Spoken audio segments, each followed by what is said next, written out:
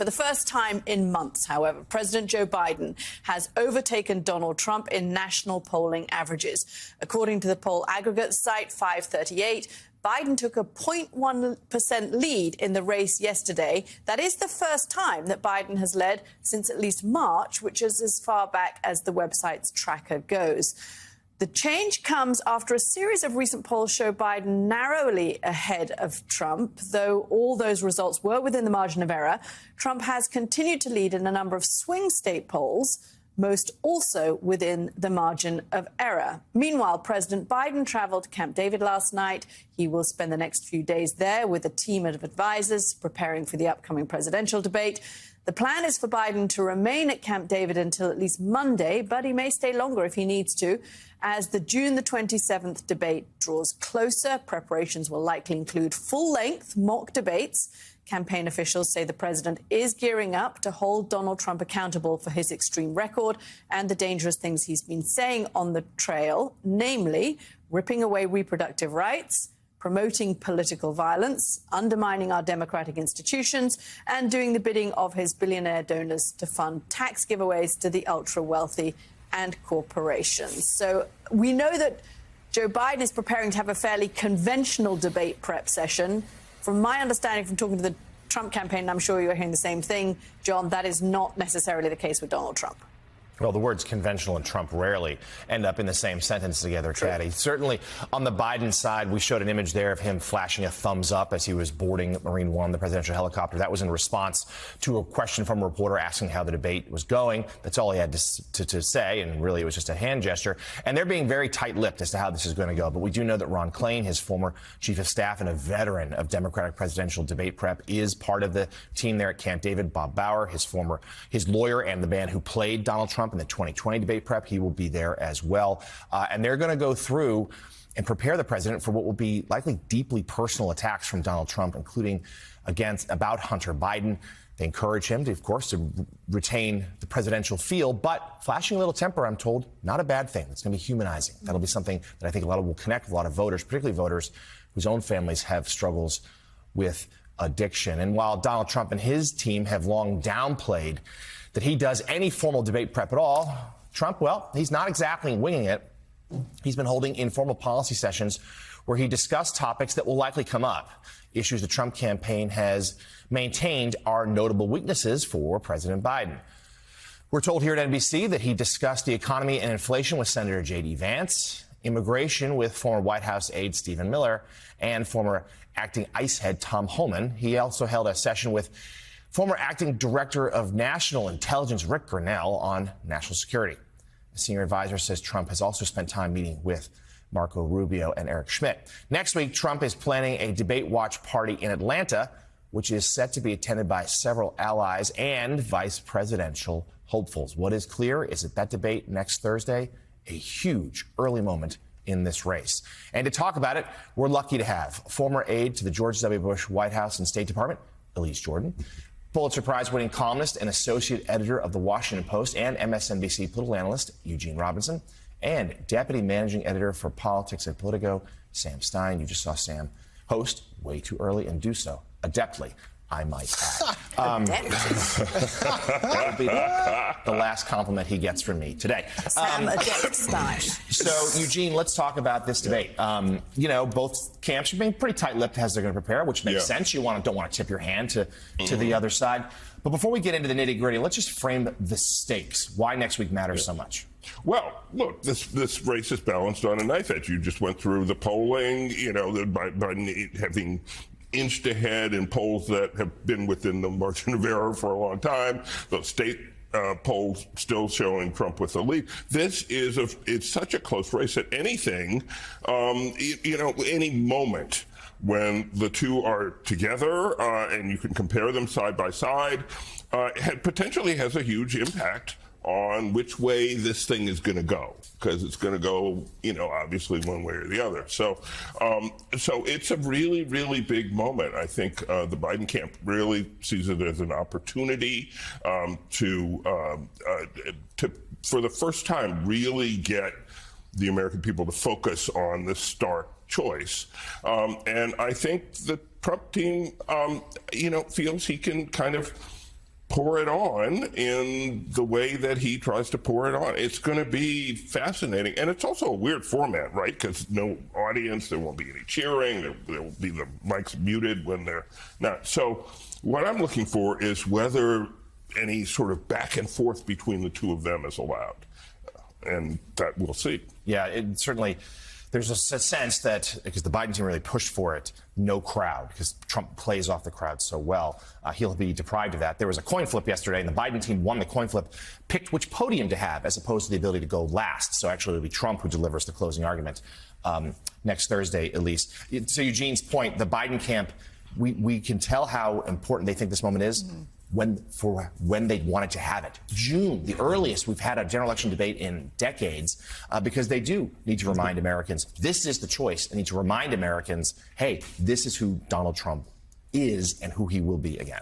Well, the Biden campaign needs to set the narrative early that Biden is competent and capable to lead going forward, and he absolutely cannot have a senior moment at this debate. That's what I heard I was in Wisconsin and Michigan 2 weeks ago for a lot of focus groups, and what I heard from voters, Democrats who support Biden, is just that they are going to be watching, and they want to make sure that he's up to the task. They might still be planning to vote for him, but they're uncomfortable about the age, and it really is an albatross that is hanging around this candidate and campaign. So as John was just saying, after that coin flip, we now know who will have the last word in the debate. And according to CNN's, Biden's campaign won that flip. They opted for the right-hand podium on stage, which means that he'll be on the right side of your screen as you're looking at it next week. The podium positions will be identical to the candidates' placements during both of the 2020 debates. Trump's team then chose to get the last word in, marking the first of their debate matchups in which Trump will deliver the final statement. He did interrupt Biden's closing remarks back in September of 2020 debates. You may remember that. One of the world's most popular information websites has declared the Anti-Defamation League as an unreliable source. The editors at Wikipedia now say that the top Jewish civil rights group and one of the world's preeminent authorities on anti-Jewish hate is not a reliable source for information about the Israel-Palestine conflict and anti-Semitism.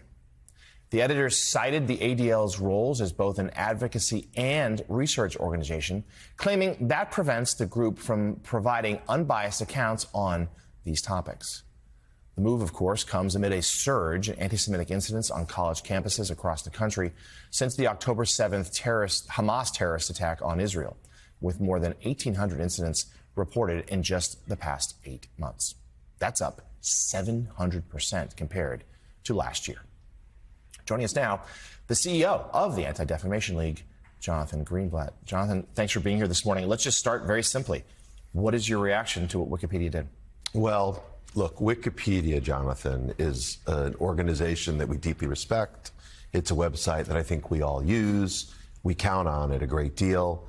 But I'd also have to acknowledge that its processes are a bit of a black box. The standards are a bit opaque, and we just don't have total access or transparency into how it works.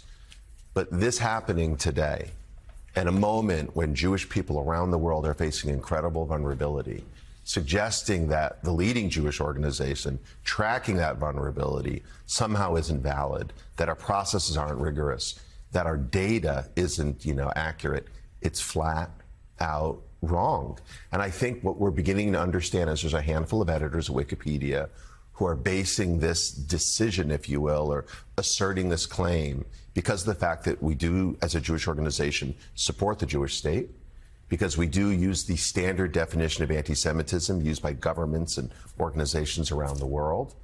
And these are the positions we take. And frankly, it's not a basis to kick us off of Wikipedia or any other place.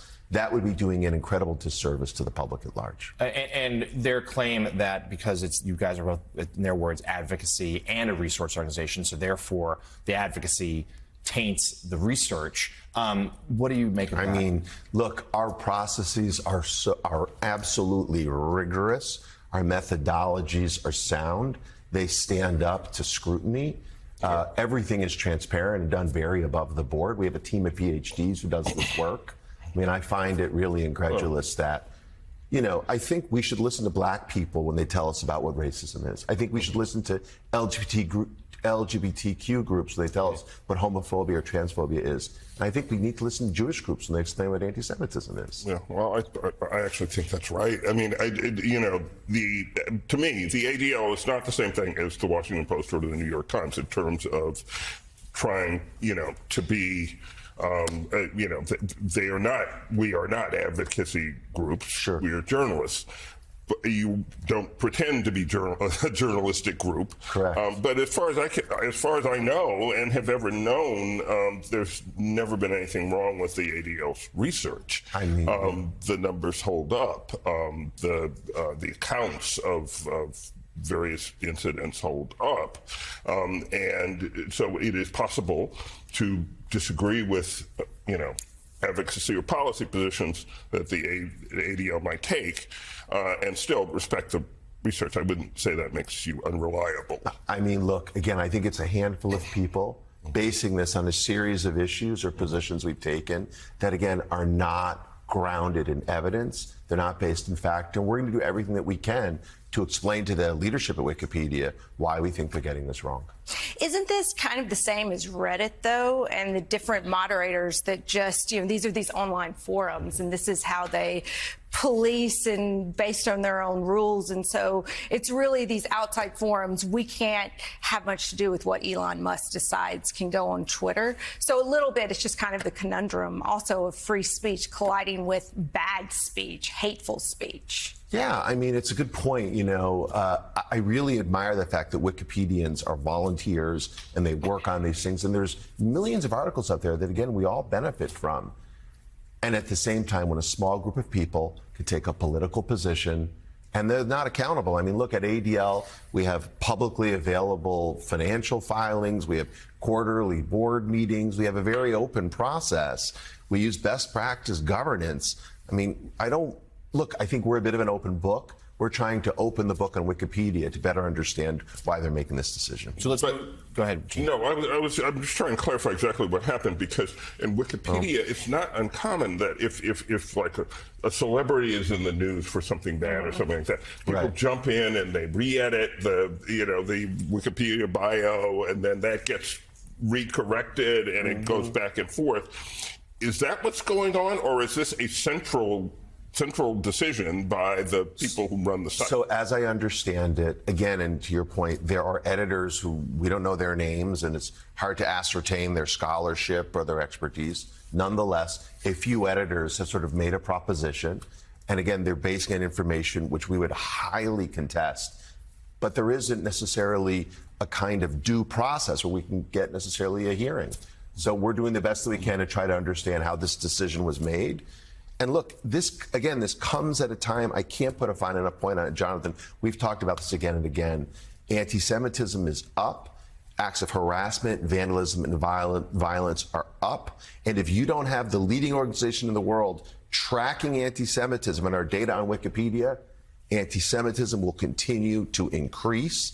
I mean, we work with policymakers, we work with journalists, we work with elected officials, law enforcement to shed a light on this. So if we can't shed a light on this, I worry that the oldest hatred will continue to fester. Yeah, let's move beyond Wikipedia and talk about where things are right now. The war in Gaza shows no signs of abating.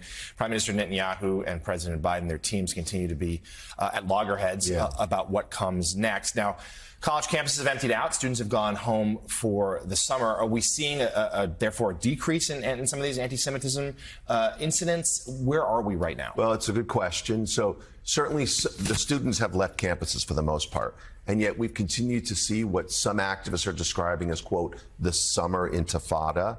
Obviously, that makes Jewish people nervous because the intifada was a campaign of violence in Israel. We saw the vandalism just last week at the home of the director of the Brooklyn Museum. We've seen, ugly protests in front of the Nova exhibit here in New York and all over the country.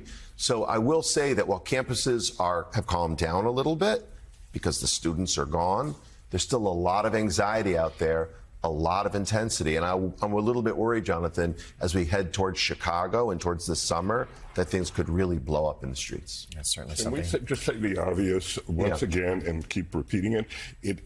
You can go ahead and criticize the actions of the government of Israel. You can, Yes. criticize Benjamin Netanyahu.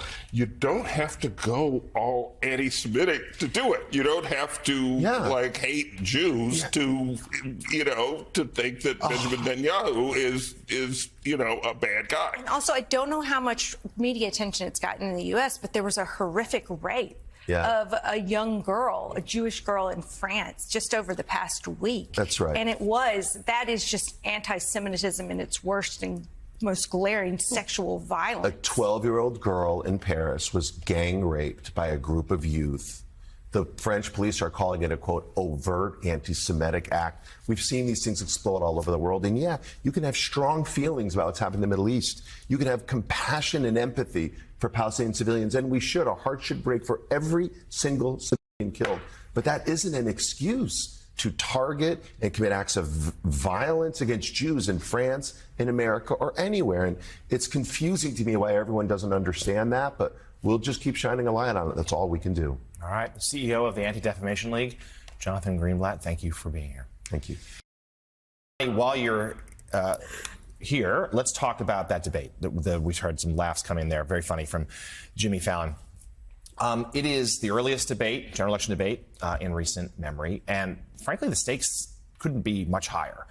Both men have real questions to answer. We know the Biden campaign hopes to use this moment to remind America just who Donald Trump is, what he did while in office, and to make the case that the next 4 years, if he were to win, would be far worse. The stakes are high for both. I actually think there's a higher upside and downside for Biden, to be honest with you. I think there's so much riding on it for him. I mean, the concern for Biden, obviously, and you see it in the jokes, is obviously, is he up to it? Does he have the energy? Does he have the stamina? I think if he comes up very short, it's going to be devastating. I think, oddly enough, Trump, his crazy is more built in. If he hasn't, the one thing is if he's meandering, if he's crazy, if he says ridiculous things, for some reason, it doesn't have as devastating effect as what seems to be Biden's Achilles heel. So there's a lot at stake for both of them. Biden needs, I think if Biden does great, it's going to be amazing. I think if he does poorly, it's going to be really, really hurtful to him. But there's more of an up and down side for some reason for Biden. So, Claire, let's remember, of course, that in 2020, Biden bested Trump both times in their debates. The first one, famously so, when Trump was angry and sweaty and kept interrupting him, and it turned out was likely positive for COVID. The diagnosis came a couple of days later. So what are some of your expectations for this debate? How big do you think the stakes are? I think it's pretty big. I mean, if you are into presidential politics, this is the Super Bowl on steroids. It is a big deal. Now, I do think that Biden has a secret advantage. It's not secret, though. That is that Donald Trump has been saying for months he can't even walk or talk. There have never been expectations set as lowly as the expectations, or lower than the expectations that have been set for Biden. And in fact, even Trump realizes he's got a problem, because I think he said the other day on a podcast that Biden is a worthy debater, which of course is like, what? I thought this is the guy who can't function, who has to have, and so I do think that if Biden comes out and is aggressive, what he says is not as important as how he says it. And he's got to be a street fighter, but he's comfortable doing that. He is comfortable. He's Scrappy Joe from Scranton can come out and throw haymakers, because deep down, or maybe not so deep down, he doesn't respect Trump, and he will have no problem, I think, going after him with hammer and tongs, and that's what he's got to do. Jonathan, the odd thing about this debate, it seems to me, is that both of the candidates want the other candidate to be entirely themselves. Right. And like the most kind of extreme version of themselves. And that's the aim for them both, right? The Biden camp liked the idea of Trump's mic being muted. They pushed for that format. Do you think there's a world in which that's not necessarily the most advantageous format for them? Because actually Trump lost that early 2020. It wasn't even a debate. Oh, my God, I still have PTSD from that debate. But he lost that performance. Too soon. Because he jumped in too much. He was too aggressive. He interrupted too much. No, it's a really good insight, which is, where do you find that line between exposing Trump's true self, but also not having such a free-for-all that the whole thing becomes kind of forgettable because it's such a S show. I won't say the full word. That was the word I wanted. Yeah, exactly. And right, it's a really good insight. Do you lose the possibility of exposing Trump because you lose the mic, and so you lose some of his most crazy comments or asides? That's a real possibility. But it goes to the heart, Caddy, of this entire campaign. I can't recall covering a presidential campaign or even reading about one where each campaign wanted the race to be about the other person. So much. I mean, most candidates and their strategists covet attention and want the race to be about them and want to control the message. I mean, the end goal for both of these candidates, and they would never admit this out loud, was they want to make it about the other guy, and because their best path to victory is making it about the other guy. Jonathan, right? to Claire's point, I think that it's a smart point, and I've heard it as well from both sides. If Biden doesn't have a good night, how much anxiety is there going to be in Democratic circles? I don't think that the Richter scale is capable of measuring that. I think it would go off the charts. In part, Caddy, because it's so much time, right? I mean, we're going into July here, and so the sort of waves of anxiety would be felt all summer, like waves crashing in through, every day on the beach. And it would be hard to sort of dissipate. And it would also raise the question of, would Trump do a second debate, too, right? If it was that bad for Biden, would there even be a second debate? Obviously, they'd want one to clean it up, but would Trump give them one? That'd be the question. You would want those images to remain. Well, the speculation about Biden being replaced, which still exists, by the way, and a lot of swamps on the right, it's just really hard to see, absent a health issue, because Biden doesn't want to walk away, and there's nobody in the party that's going to make him. Yeah, that's clear. That talk of Biden leaving is nonsense, short of, as you said, J. Martin, some sort of health issue. At least, though, there's obviously so much focus on Biden needing a strong performance. But Donald Trump also, as we have been talking about here for months and months, is not the same guy he was in 2020. He's also aged. He's just a few years younger than President Biden. He's shown real signs of slippage at times, harder to stay coherent in his thoughts. Isn't that possibly an outcome next week, too? Is that it's actually Trump is the one who comes out of there having a terrible night? Yes, but also it's so built in that Trump is going to say crazy, insane things and is capable of doing completely insane things. You look at some of his antics back in 2016 and bringing Bill Clinton accusers to the debate against Hillary Clinton. He's not going to shy away from anything that's incredibly dirty and nasty, and he probably is going to just relish in his attacks against Hunter Biden, trying to get under Joe Biden's skin. So Americans are used to seeing him at just his most base, terrible, raw self, and Joe Biden has unfortunately to hew to the higher standard of being seen as presidential. Okay, debate prep fully underway, looking different on both sides, but it is underway. Let's switch. The 92nd annual United States Conference of Mayors meeting is happening right now in Kansas City, Missouri. The bipartisan group of mayors from over 200 cities across the country are meeting to discuss a range of issues, including homelessness, gun violence, and how to navigate the 2024 election. The goal of the group is to engage directly with leaders from Washington to ensure that federal policies address the priorities of cities nationwide.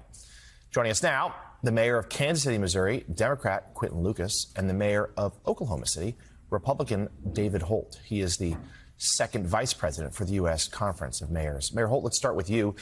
It is a notably bipartisan movement here at a time when that is pretty rare in this nation's politics. Talk to us about why that's so important and a few of the most pressing issues cities across this country face.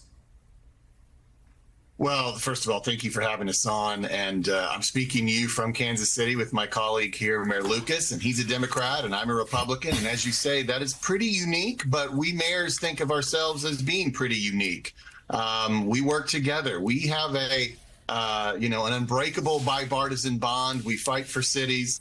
And, the issues that we care about right now are homelessness, gun violence, mental health, infrastructure.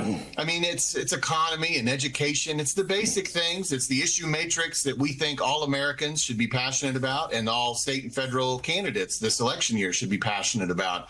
And we think we practice politics in a different way than people do at other levels of government. We think we just try to get things done, and we bring people together in our communities, regardless of their party registration, to do that. So we do pride ourselves on our bipartisanship, and we recognize that's kind of different in the current political environment. But we think that that's what makes us special, and we think we're, frankly, the best class of political leaders in this country right now, and we're getting things done in our cities. Mayor Lucas, a question for you from someone who knows Missouri politics well, Claire McCaskill. Hey, good morning, Quentin. Let me, rather than talk about our world champion Chiefs or how well the Royals are doing, I want to focus on something that may blow up a little bit of the bipartisan nature of this appearance, and that is the hypocrisy that you see across the country in red states where state legislatures who like to say that local is best and local government should control their own destinies. I know you've battled with the Missouri legislature that wants to come in over your shoulder and tell you what you can and cannot do in Kansas City. Understanding that just like most states in Missouri, the economic engine of our state is Kansas City and St. Louis. Urban areas make up over 80% of the GDP in America. And so what are the strategies you're using with this really extreme group of Republican legislatures that want to paint, along with their candidate for president, the urban areas as hellscapes? Well, Claire, if you keep talking like that, I would say you should run for office again, because you hit the nail on the head. and it's something, frankly, that came up yesterday in our discussion. The political independent mayor of Reno, Nevada, was talking about ways we can address gun violence, and she mentioned in her list of things gun buybacks being a reasonable tool. She looked at me and I said, well, frankly, we can't do it in Missouri because the Missouri legislature has preempted the opportunity for cities that address gun violence each day to address these tools. If they're being honest, to Senator McCaskill's point, you have Republican mayors, Democrats, and independents around the country who are saying, just let us solve the issues in our cities. We are coming together to address things like homelessness. We are coming together to address things like gun violence. And repeatedly what you are seeing is state legislators saying, we can do better. I mean, it's the most interesting thing, because often people will run campaigns against your cities, but then they want to have control of absolutely everything they're doing otherwise. I'm going to go to Mayor Holt with a question, but first I want to say, Mayor Lucas, we're burying the lead a little bit because you have huge news on your Twitter. You have a new baby to welcome, so congratulations to you and your wife and your family. And Mayor Holt, I just wanted to ask you, what has been really the top issue and solutions, frankly, that have been proposed when it comes to the homelessness and housing crisis that so many cities around the country are grappling with this year? Yeah, certainly. Great question. And by the way, one quick thing. If Senator McCaskill feared she would drive a wedge between us on the issue of local control, she did not. Our bipartisanship remains strong on that issue. Republican mayors feel the same way, that we believe those decisions are best made locally. But to the question of homelessness, I mean, obviously, this is one of the most vexing issues because there's so many tensions, I think, inherent in the American experiment. You know, it's a free country. And I always say, like, I'm a law school dean. Mayor Lucas is a law school professor. You know, we understand that actually has some serious legal underpinnings. And it means that you got to really have a lot of options and kind of meet people where they are. And I think, you know, one could talk about this for an hour. But, you know, I think if you look to cities like Houston, that's who we're in. Oh, we've lost the mayor's feed there, but let's go to you, Mayor Lucas, to give you the final word here. This is obviously a contentious election year. We spent time earlier in the show about how Donald Trump, the Republican nominee for president, often demonizes big cities in this country, particularly those that are run by African-American mayors or have large black populations. What can be done right now to just sort of to combat that rhetoric with, you know, doing it with statistics or the rest? How do you sort of change the image that some Americans have unfairly of our nation's big cities? I think you have to push back and you have to answer. Yesterday, I spent time with the mayor of Milwaukee, Wisconsin, a black mayor, a Democrat, who said, "I'm from Milwaukee and I'm proud," pushing back against President Trump, who will be in Milwaukee in just several weeks. In your earlier conversation, you talked about some of the craziness and how that is baked into the Trump era and everything that is Donald Trump. I think it's important and vital for cities, and particularly mayors, to say, no, we are not dumpster fires. We are exceptional places. We are places that can attract World Cups like my city, or conferences of mayors, or the Republican National Convention like Milwaukee. And so I think when you are talking about cities like Milwaukee, Detroit, Grand Rapids, so many others, particularly in swing states, but all of them, we say we are coming up with solutions to America's real problems, vastly more than you're seeing from state legislatures, and I'll say with respect, vastly more perhaps than the ravings at times of our former president. Mayor Holt, we have your shot back. Just want to give you a chance to finish your thought there. Sure. I don't know if I lodged my complaints about the hotel Wi-Fi with Mayor Lucas or someone else, but we'll work on that locally. No, I just want to say, I mean, with homelessness, you got to meet people where they are. And we in Oklahoma City are actually looking to Houston as a great model right now. The question was, what is kind of maybe one of the best solutions for that? And we feel like you got to come into these encampments with all the wraparound services that are necessary, whether it's mental health, substance abuse, job training services. Obviously, housing is the most important thing. That's very expensive, though. I mean, really solving the problem is expensive. And but that's what people want. And I find that that's where you have common ground on the left and the right on the issue of homelessness, is that everybody wants these people off the streets. And you got to dedicate some resources to it. And you also obviously also have to work on the overall issue of affordable housing in your community. It's a very complex issue, and it's not easy. If it were easy, it would have been solved already. But certainly mayors are at the tip of the spear, and we're at places like this sharing those best practices with each other. Really important work being done. Kansas City, Missouri Mayor Quinton Lucas and Oklahoma City Mayor David Holt, our thanks to you both. All right, gentlemen, I was recently called out of retirement to take down Maxime Lamar. What now? We're low on fuel. It's always something. I can never focus on just being evil. Insert card and remove rapidly. Card not red? Come on. Did you pull it out rapidly? Yes, very rapidly. Oh. Some of you may be wondering why you're here. We need volunteers. Nice work, gentlemen. You will be the first to test our super serum, designed to transform you into cutting-edge agents. Or you might just explode.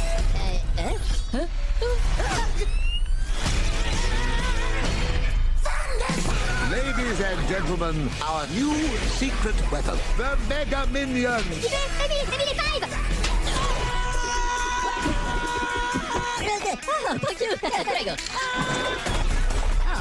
Flama. Hey, Jeremy, tu capre colga, tu problema.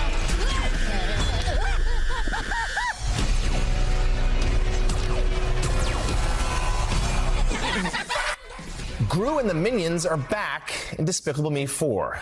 This is the first film in the series in 7 years, following the massive success of Minions: The Rise of Gru, which grossed nearly $1 billion globally.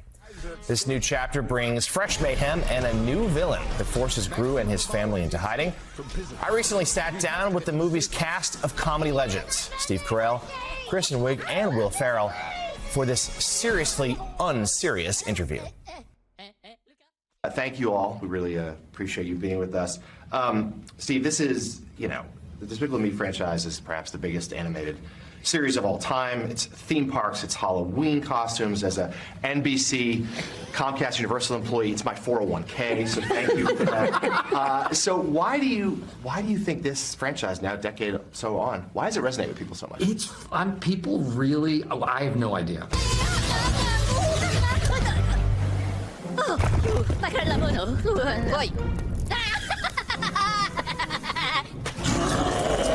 I mean, the short answer, we did the first one. I thought it was great. I thought it was funny, and it was heartwarming. It was all of those things. And it felt like a real movie. It felt like the relationships meant something. But you never know how people are going to take to something, but they did. But I give all the credit to the writers who have been able to expand the world over these past 3-4 movies. So my wife and I watched this with our kids the other day. They're ages 12 and 9, and my youngest, as a baby, resembled a minion, fuzzy hair, kind of jaundiced. So you all have, of course, kids who have grown up with it. You have the youngest now. Is it in your home right now? Are Minions a hit? They love. Were they jaundiced the Minions. by any chance? No. Okay, that's good. No. But yes, Minion everything. As much as I can get. But they've only seen the first one because they're still quite young. But they know this one's coming out and they're really, really excited. It's the Minion movie to them. Yeah. Of course they're excited. Yeah.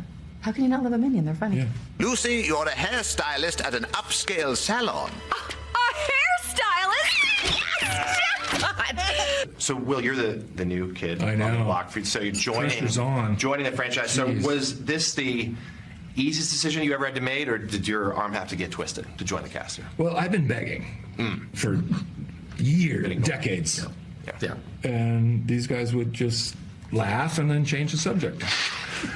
So finally, I got a shot, and this is my shot. And, I hope I didn't blow it. And how much creative leeway did you have to input that character and that accent?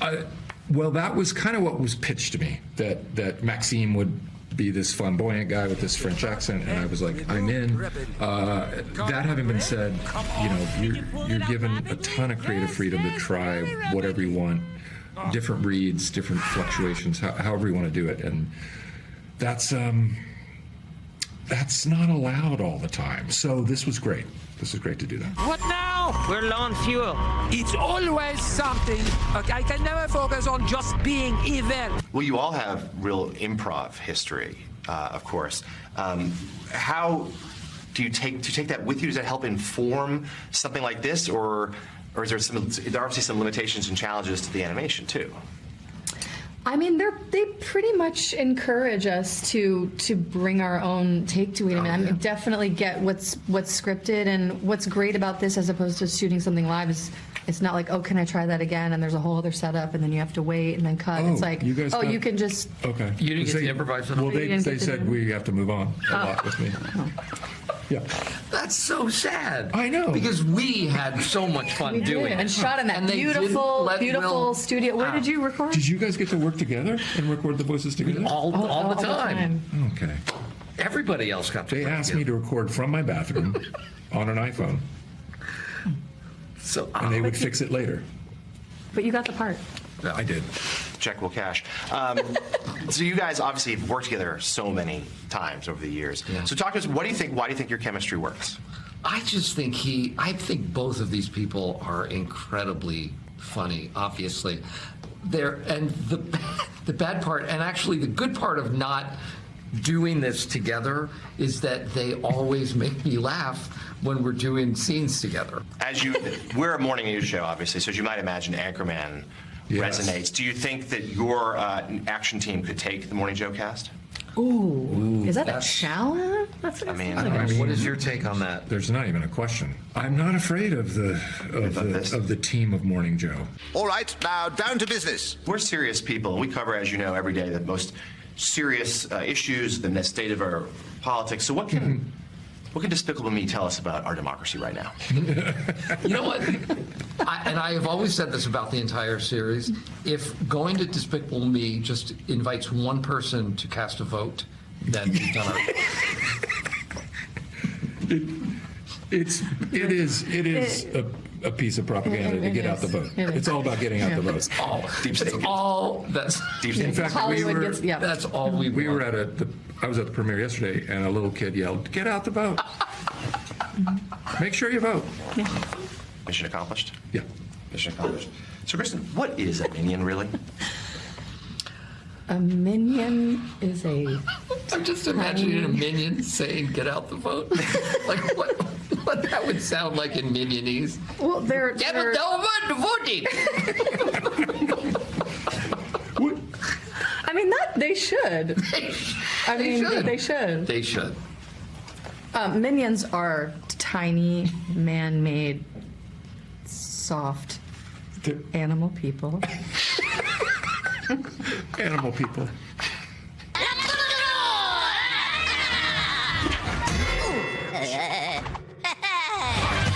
They're living creatures. They're alive. Yeah. Yes. Okay. They love bananas.